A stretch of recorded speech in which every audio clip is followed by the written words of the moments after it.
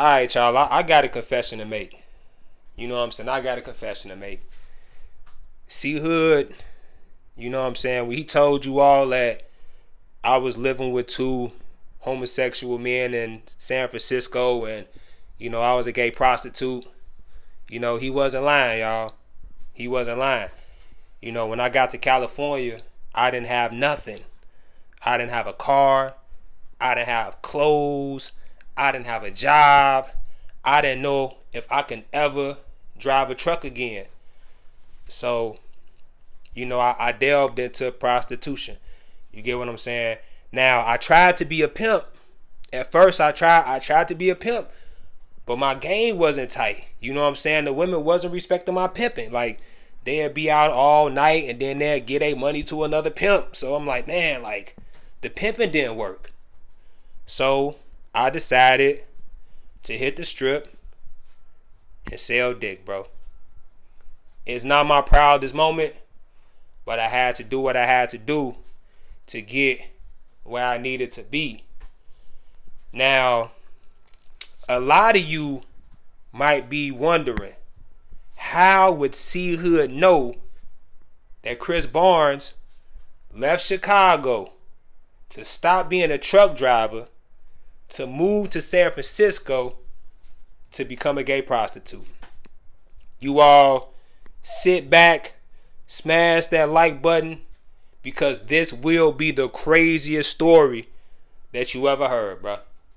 So, I don't know if you all remember this, but remember around the time where, Trench's News got exposed for being an informant on the O Block 6 RICO case, and, Cee-Hood, it was all eyes on Cee-Hood because, him and Swipe was like this. So Cee-Hood was going on a press run. Cee-Hood went on 16, Corporate Cartel, A Humble Soul. I think he even went on Can Capone. And, he went on No Jumper. So, Cee-Hood was in California. Him and Ghetto DVD. And I remember Cee-Hood, calling me like, yeah, bro, I'm finna do this press run out of California. Like, bro, we should link up.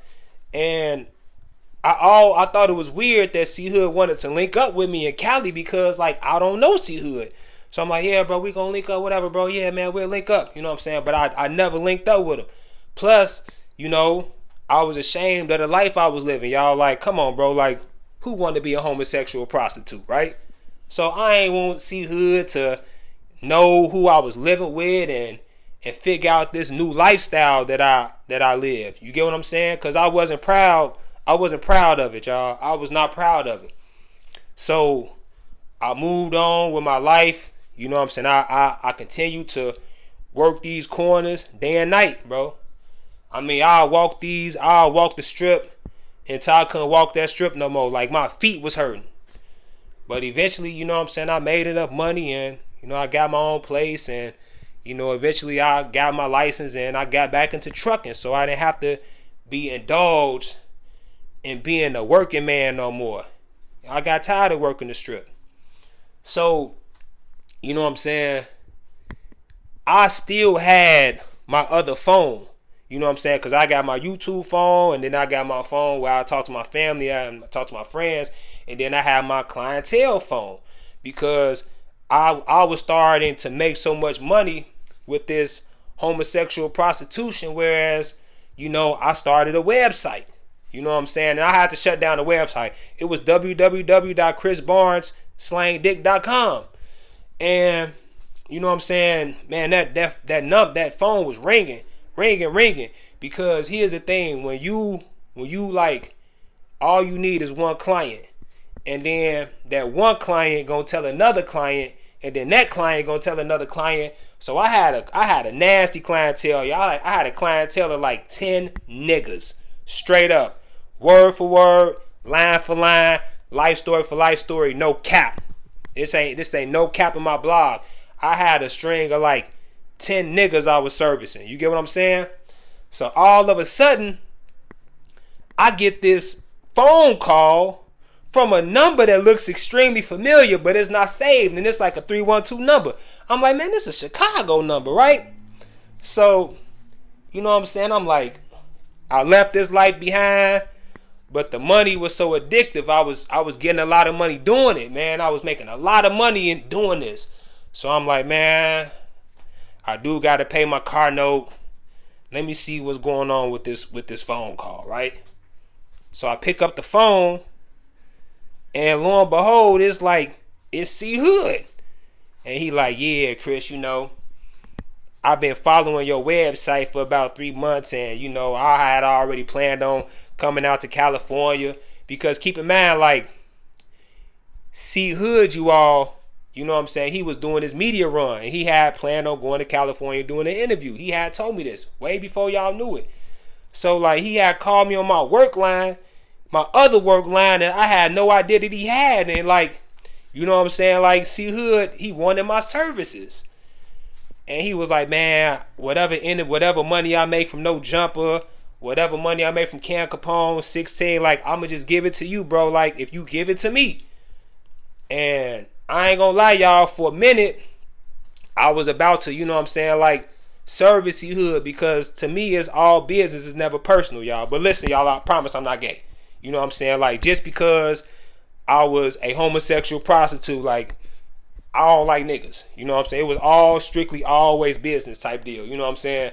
But Cee-Hood, he really like niggas.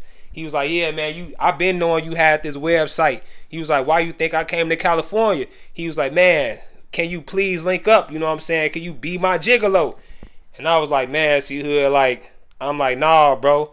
I'm like, I can't do that, bro. Like, I'm like, because it's too close to home. I'm like, man, my mother might find out. My father might find out. My sister might find out. My family might find out. So, you know what I'm saying? Like, he was like, well, if you don't come over here and do your job, I'm going to expose you to the world. I'm going to tell everybody that you a homosexual prostitute. And I call this bluff, because I'm like, it ain't no way in hell that Cee-Hood will expose me for being a homosexual prostitute, bro. I just knew he wouldn't do it. But lo and behold, after Dale passed, me and him started going back and forth. You know what I'm saying? Like, I hit him with a low blow. He hit me with a low blow. And then all of a sudden, he let the world know about my hidden life. He let the world know that I was really a homosexual prostitute. But the only reason why he know you all is because he was on my website trying to solicit my services. So before y'all, and like I say, y'all, I'm not gay. All right, you know what I'm saying? Just because I was involved in that lifestyle, I'm not gay. I just needed the money. So you all got to ask yourself, do y'all still want to rock with Cee-Hood, knowing doggone well that he was searching for male gigolos because he wanted to get crushed while he was in California? See, he thought Adam was going to do it, but I guess Adam was like, Adam ain't swing that way. You know what I'm saying? But yeah, he called me. He was like, yeah, he got, listen, y'all, listen. And Ghetto DVD, he going to try to lie and act like Cee-Hood ain't never called. See, Ghetto DVD, what you don't know is this. While you was passed out drunk in the hotel room, he told me, he was like, yeah, I got Ghetto DVD nice and drunk. I think he roofie Ghetto DVD. He's like, he going to be asleep for about 4-5 hours. Only thing I need is 30 minutes. But I told him, like, nah, bro, I can't do it, bro. I can't do it. So Cee-Hood is mad because I have the right to pick and choose who I want as my clients. This is my right as an escort. And I didn't want to service Cee-Hood, bro. And that's why he exposed the fact that I was a homosexual prostitute living in San Francisco with 2 Filipino homosexual men. It's what it is, bro. How else would he know? How else would he know? So yeah, he called my business line and he was trying to set up a date, and he got mad that I turned him down, bro. And if you don't believe me, just ask him. Peace and love to you all. I'm going to catch y'all on the next video, and I'm out.